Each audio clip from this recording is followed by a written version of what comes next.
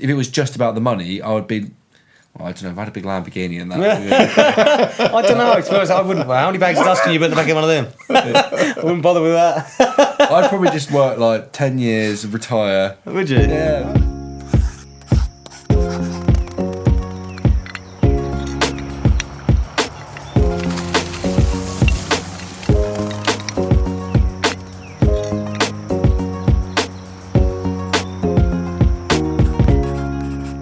Welcome everybody to another Outside Crowd podcast, and yeah, we've got a really good show lined up because we got two of the crowd. We got Ryan. Yo. We got Billy. Hello. Unfortunately, we haven't got Jake. As you know, he's just become a family man, so we wish him, Saskia and the new baby well, and he should be back on the show hopefully next time. But in the meantime, we're going to have a chat with the lads here and just going to have a general chat about the state of the industry, what they're involved in, what they're currently getting involved in, the sort of projects they're working on. So, yeah, firstly, let's hand it over to the lads. Billy, let's start with you. What are you currently working on? What's going on in the in your tree world? We're working on a fairly large project at the moment. It's a collection of trees that need pollarding, and it's a massive hedge reduction for like a collection of houses. What's pollarding? Pollarding it's like a type of pruning that is done to trees, mainly on street trees in London and stuff. You'll see them; they look like just a framework. London Plains, a lot of them, eh? Yeah, London Plains. You can do it. There's quite a few different species of tree that will tolerate it. So what's it, just like reducing the height of them? Yeah. So, but you know, a reduction of a tree. Normally, you're pruning to like a growth point. So you have. They're called like secondary growth points. So if you see like a main stem on a tree, and then there's like another smaller branch coming off it, what we'd be doing is removing the longer, larger, more established branch and leaving the secondary branch. And then all the energy goes into that branch. But what it means is it comes back into leaf and it heals a lot quicker. The cut's then calloused over. Right. So if you just cut, a lot of people just think you can just cut a tree at a random point and it will just come back. And sometimes it will do, if you do it at the right time. You get this thing called shock growth, which is like just like a burst of growth at the end. There's like all these dormant buds sort of like reawaken and they just grow on the end. You must have seen it like when there's just loads of, looks like a frond, like a. Do you get that at the bottom of the base of trees when you get loads of growth coming out? That's something different. That's called epicormic growth. Right. And that's normally a stress response to a number of things. It could be a pathogen, a suspended period of drought, or overwatering, that sort of thing. There's a number of things that it could be. But it's normally a really good indication of a tree that's in a bit of stress. I was going to say, is that that shows that the tree's in a bit of trouble, is it? Or yeah. So if you've got that sort of thing happening, is it best to ring your local tree surgeon? Definitely. Or do you just cut it off yourself? You can cut it off yourself. It's not necessarily it doesn't necessarily mean that it's a massive issue. But if you think about it, the reason it's a stress response is because if the tree feels like it's going to fail, it puts on a load of growth at the bottom so that if it does fail, it's regrowing from the base. So it doesn't actually technically die. Right. It'd be like growing a tiny little hand before your hand falls off. If that makes sense. I'll be watching out. Yeah, you should watch out. But pollarding is it's a way of having a big tree and maintaining it. Like you'll see that like the street trees in London or Tunbridge Wells. You just and it's done as like a course of maintenance. Like the regrowth is quite weakly attached, so then you just go back and so that's what we're doing. Interestingly enough, I mean it might not be that interesting. The trees that we're doing at the moment, they were pollarded too late. So the last time they were pollarded, it was done to quite a mature specimen, which they don't like, and they find it hard to sort of callus over, and you get these big rot pockets. A what? Like a rot pocket. You get a pocket of rot in the middle. Is it a rock pocket? Not a rock pocket. So where you've cut it, it doesn't heal over properly, and it can't.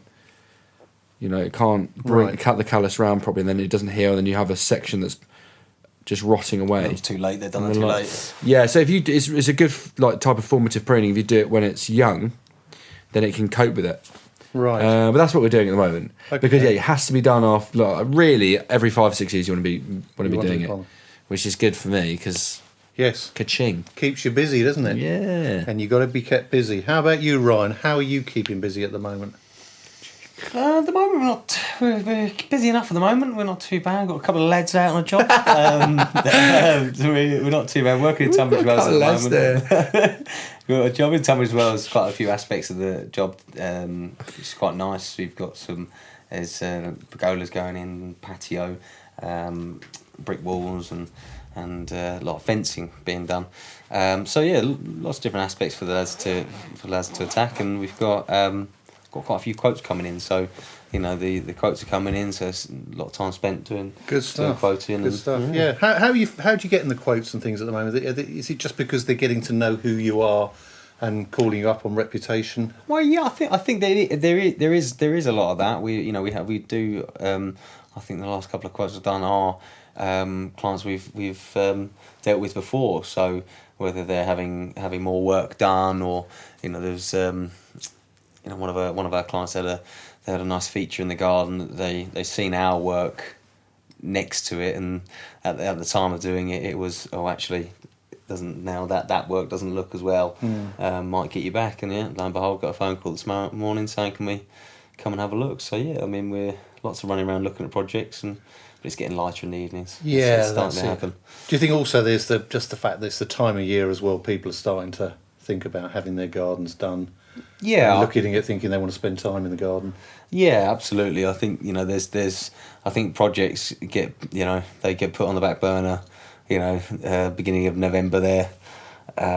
Christmas, New Year, nobody thinks about it. And then we've had some really nice weather the last couple of weeks, and that's what happens. People go out in the garden and think, oh, it's about time to get that project done, or people left it too late last year. I think no, we want to get it done before summer this year. So yeah, no. It does make a difference, doesn't it, when you start to see even out in the garden here, just notice there's like the camellia plant that's come out. That's usually our first indicator of spring. Yeah, that's and it. You've got some of the Crocuses are out. crocuses, snowdrops, and it's nice to see. And I think people do start to get a bit more positivity, don't they, when they see spring, lighter evenings. I know I do, and I know I do. When it gets lighter in the evenings, you can't help rub your hands together, thinking, "Yes, what a lovely thing!" Be out in the garden. I actually really like working in the winter. Do you? Well, I guess with all your trains or trousers on, everything like that, I think working in the heat will be a bit nasty for you guys. I think I like it because of the work that you do in the winter. It's probably different for you. I mean, I'm sure it's different, but it's one of our busiest times because everything's dormant. Like you end up doing all. What's a better time of year to do it, though, right? Well, it's easier because it hasn't got the sap's not up, so you haven't got leaves on the trees. There's less weight on the wood. There's less. Because you can see more as well. You can see what you're doing. Yeah. I think it's I don't know. It's different. It's different. Because also you are pruning to see what it's like when it has leaf on it, I suppose. Oh, true. I guess you're. So sometimes it's easier, but yeah. I imagine it must be more healthier for the trees if you're pruning when it's. It's actually okay to do it in the middle of summer. Right. Yeah, in autumn when it's slowing down. The spring is just not a good time to be doing it. Oh, when everything's breaking up. Yeah, nesting season, that sort of thing. Oh right, is it more for those reasons rather than for the health of the trees? So, I think you could do some work on evergreen trees. I mean, we normally seem to be removing trees in the spring. You could save them for them because as long as there's not nesting birds in there, then we can do that. But really, you shouldn't really be doing pruning, because especially trees like for example, in the Acer family, like sycamore. They'll pull up loads of sap to put leaf on, and you can cut, and there'll just be water dripping out of bleeding. And they'll just run themselves dry sometimes. So it's not ideal. Right. So what about then? We're at the start of the year. Have you got any sort of plans and objectives for the year? If you're from this time in a year's time, looking back, where would you want to be? I suppose in terms of your businesses. The type of clients that you're working for, the size of jobs, whether you're investing in any new plant and materials. Generally, what are your sort of objectives? What do you want to achieve? I think this year for myself is we've got another team coming on in the next couple of weeks, and I think making sure all our quotes are streamlined so we can get them in once the quote comes in, get it back to the client as soon as possible, so we can get that work booked up in front of us, and having that second team out, and then hopefully by the end of the year, once we get into not the end of the year, so when we get into our busy season, having a look at another team as well, and getting myself off the tools a bit more, and having a look at a few projects, a bit more being the face of the company rather than the lad on the trail. So it's not going to be easy. I do like the trail, but I think that's what's happening this year. I think that's one of the hardest things, though, isn't it? Actually, making that movement from being someone who's working on the projects to actually being someone who's, the face of the company, going out working on the business rather than actually working. But that's what Bill says. Myself and Bill we talk, a few times a week, don't we, Bill? And run out of things to say now. I don't think so with me, son. But it's working on your business rather than in it. And it makes sense. It's I want this to go somewhere. I want it to be. I want it to become something, and to do that, there are some choices that you have to make that might not suit you down to the ground. When you're staring at a computer all day, thinking I didn't sit still in school now while I'm doing this, but it's. How about you, Bill? I'm right, mate. You? Yeah, you're right. Yes, I'm very good. Thank you very much for the inquiry. Where are you going to expect to be in about a year's time? What key objectives you got for the year? Well, like numbers-wise, I'd like to double the turnover. I know it's a big ask, but I mean, from last year, I'd say. But I think we're looking good. Yeah? Yeah, I've got 20 quid here, if that helps. Double or almost, I think.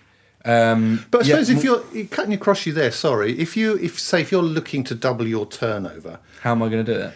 Yeah, but how do you? What's your sort of thought process behind that? Because that's obviously quite easy just to say let's double turnover, but there's a lot to do with actually achieving that, or even just to plan out how you want to do it. So, how do you think about planning for growth? So I think it's just. I mean, we have a business plan. Yep. That helps to envisage it. Tree work is very much, domestic tree work is very much a numbers game in terms of the more labour you have, the more work you can fulfil. Yeah. So first things first, we have to get more work. Yeah. To get more people. Yeah. So that's marketing. Yeah. And then it's having trained staff, and then vehicles and machinery so that they can fulfil the work that's come in. But I imagine still you've got to have a lot of confidence in yourself as well, and also a vision as to where you want it to be like, because anyone can say, I want to double my turnover, but you must be quite have thought through what you want that company to look like, say in a year's time or whatever the time period is. Yeah, so you can say it's going to be... It's like, for us, I think, getting into more higher value commercial contracts. Yeah. Moving on the clientele, really, we don't even now, like last year, we're not cutting little hedges for people. That takes a couple of hours anymore. We're focusing on larger projects. Yeah. Not to knock the smaller ones. I mean, they can earn good money sometimes, but I think it's really tempting when you start out to be a busy fool and just trying to get loads of work, but I think it's focusing on the marketing so that you have the volume of work coming in that you can price what you need, so that you can be because I imagine you've also got to be targeting those right type of people, because I think if you're like a growing tree surgery company, to start to get then eventually into the big league, you look at some of the big companies, and they've got a whole load of that sort of automated machinery, haven't you, as well, which is something that if you're a growing company, you've got to take time before you invest in, or even if you want to invest in that level of machine. I don't know whether that's going to be in the longer term plan. Yeah, I mean, it's like buying assets is definitely there. Like there's lots of mechanical advantage that you can get. Yeah. So like cherry pickers, skid steers and stuff, and yes, you're going to be there's going to be a monthly cost involved in that, as well as a big deposit. What are those big lopper things that come around and take the trees? Tree shear. There's tree shears. shear or a grapple saw. Correct. And they're really good for working on dangerous trees or at the side of the road. You know, you can have a man operating that, and then a crane with a chipper with a crane on it and stuff, and that's going to take a lot of. But really, I mean, like in terms of the year going forward, I mean, before we invest in some big machinery, I think it's focusing on other areas that we can go into in terms of just like what we do at the moment. So it's like, what's the simplest thing? I mean, we had this conversation the other day. Yeah. What's going to be the easiest way for me to hit the target that I want? And that's doing the thing that we're used to at the moment, which is just, at the moment, we hire out cherry pickers, but mainly we climb. So it'd be getting more work in, and I think for that, it's like Tunbridge Wells is very competitive. Like we're moving into like South London, that's what we want to do. So what kind of marketing do we need to be doing for that? That's like getting another website, Google ads, and just doing the same things that we did here, but also, I mean, what I think was a really good question to ask yourself is, what is your dream customer? Like what is the best customer you can have? Like, what would be your perfect dream customer? Your perfect customer. Yeah, you're trying to create your customer So avatar. like, who would that be? And then once you've identified that, you can then think, how do those people, how do you effectively market to those people? And I think that's,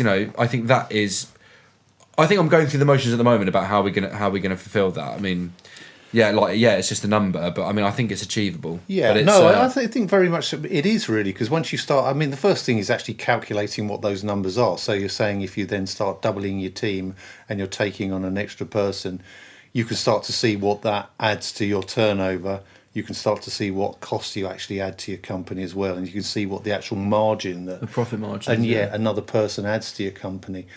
And then you can start building off that, because I think I always look at it from doing the numbers first, and then you can see sort of potentially how much profit is in there, how much sort of revenue you're generating, and then you can start to look, well, if I'm producing that amount of money, how much have I got left then in terms of like marketing? How much can I devote to this? How much can I devote to other aspects of the business to help it grow? Because as you grow, your overheads are going to go with it as well. Mm-hmm.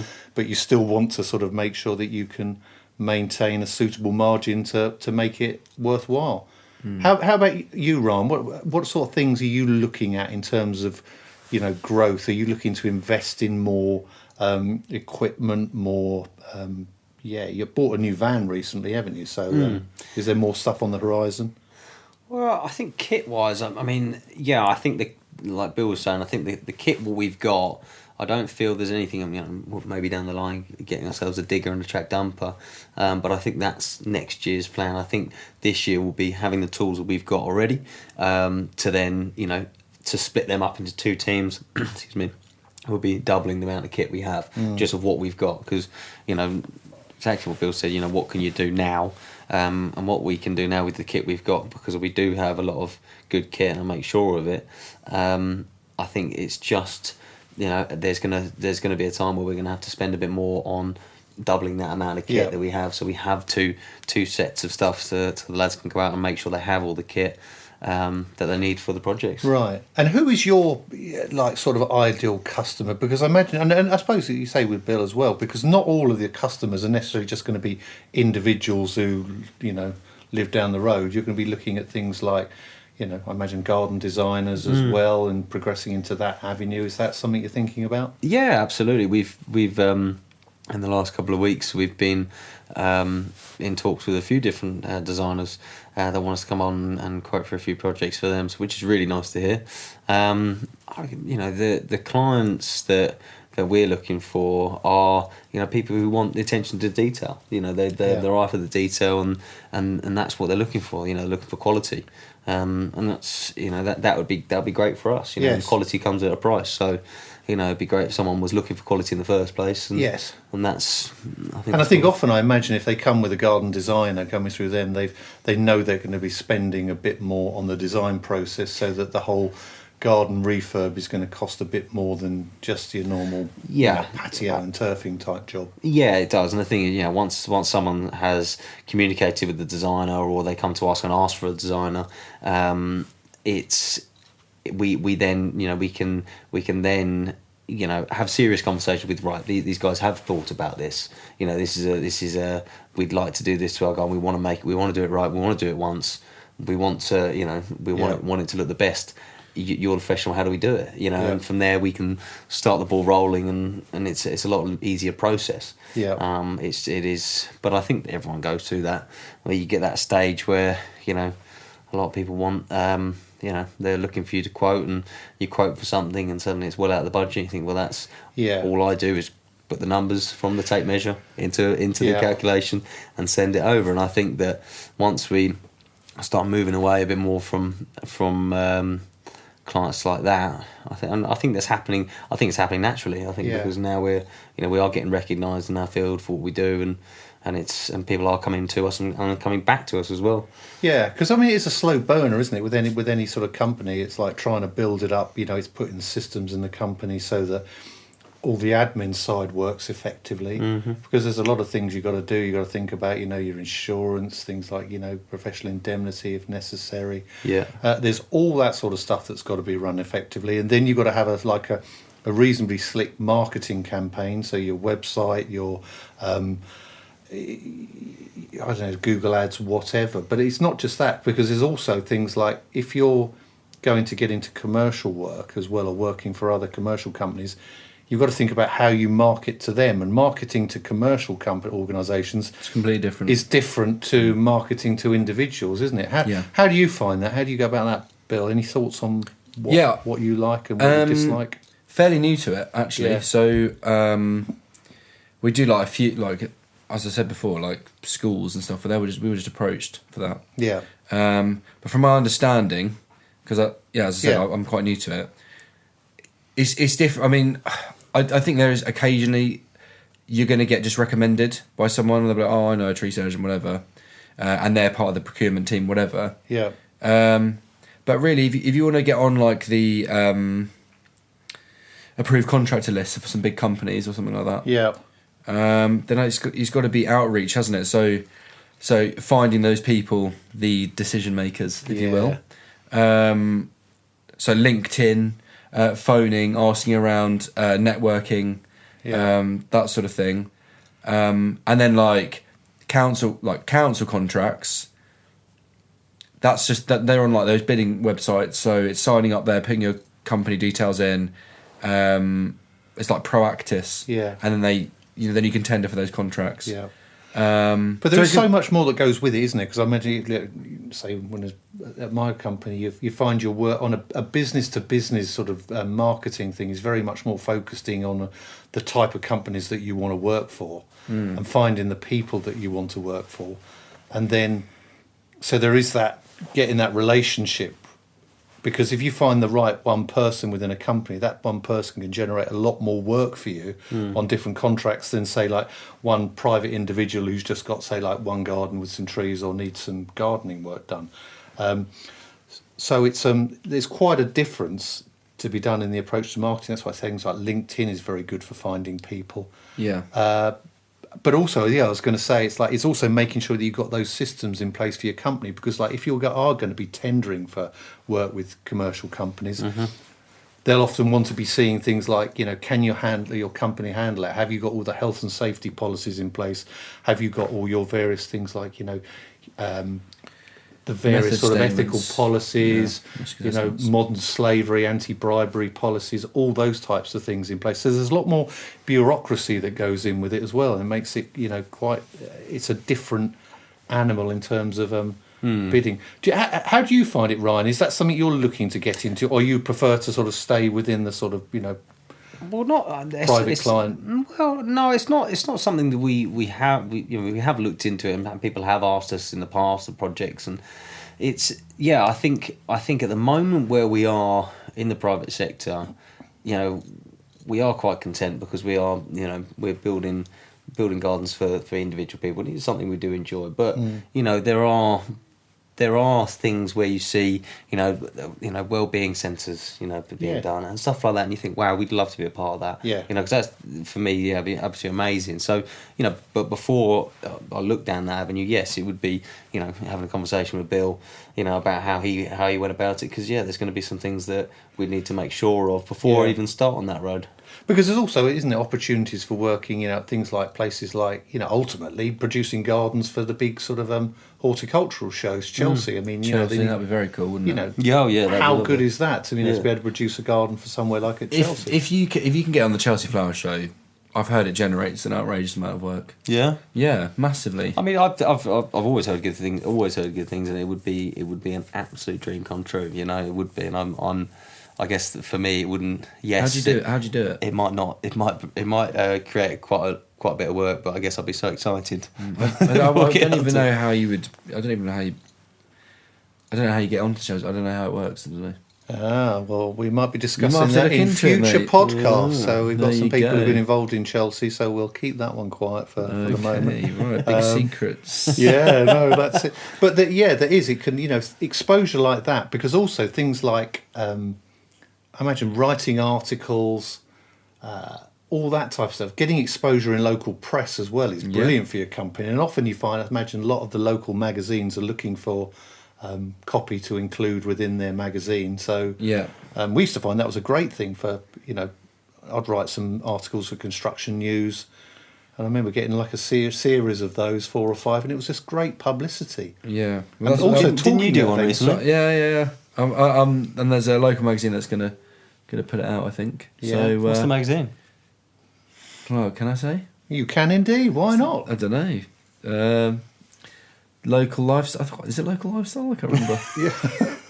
I don't know. Yeah, that was a hint to say that I don't know the fucking name of the magazine. Why did I ask? Thanks, Ryan. Something lifestyle. I don't know. Local lifestyle. So hopefully get my name out there a bit more as a person who sort of knows what they're talking about in some sort of loose way. I think that is, because it's like, I think you probably guys do yourself down a bit, because since I've known you... I don't do myself down. I don't know what you're talking about.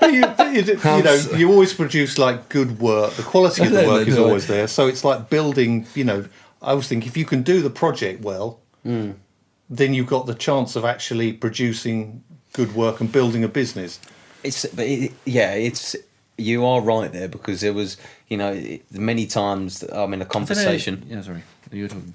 You right? You go. Yeah. So when many times you're having a conversation with a few people, and you find yourself someone who's talking about the process of laying, and the conversation goes around this, how you do this, and I find myself when I'm talking saying, well, this is what we do it like this. You find a lot of people looking, and you think, why is everyone staring? And it's like, just because the way I'm talking about it, this is how we do it. We do it like this, this, and this, because it hasn't failed. It never fails.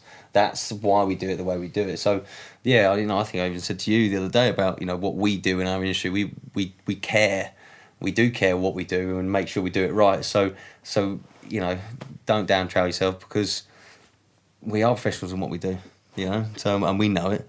I need to tell myself more a little bit, I reckon. Yeah, no, I think it's right, because I think the one thing that always comes across with you, and Jake as well, is that it's not and this is not just because we're on the team, because there's a lot of other great landscapers out there as well, absolutely. in the same situation. But it's that you enjoy the job first, rather than doing the job just to get money. And I always think that businesses that are likely to succeed, Bill's eyes are going up, but he's being sarcastic, is... You've got to be able to have a love for what you do. I think if you're just doing it for money, then that'll weed out all the people, because you'll be looking for get-rich schemes and they won't work, and you'll be seen as a fraud. If I was doing it for loads of money, I wouldn't have a tree surgery business, that's for sure. Well, you never know. At the end of this year... No, you can't. You can't. Don't get me wrong. You can obviously... That OnlyFans didn't work for you, did it? No. You could do really well. You could do well. Obviously, you can do well. But, if I was just purely a businessman, I would go and do something in tech or finance or something. That's it. There's obviously other ways of making bigger money quicker.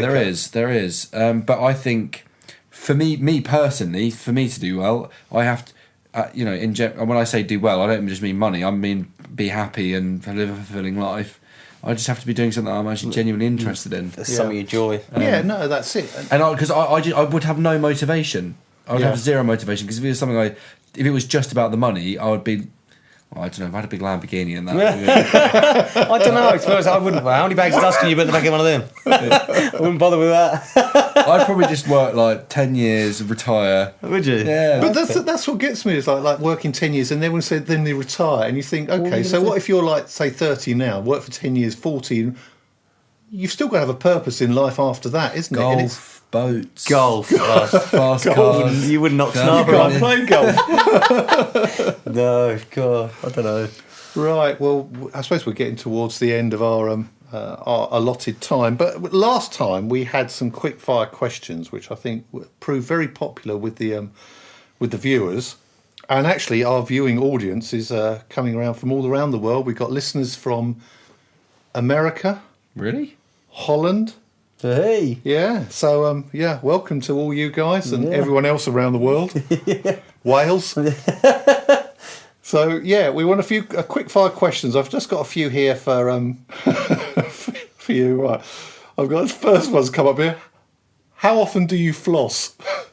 How often do I floss? Quick fire. Probably about once a month. Right, that's good. I'm Ryan, going to go for once a week now. Never fucking floss. I wouldn't know what to do with that. what's your favourite movie?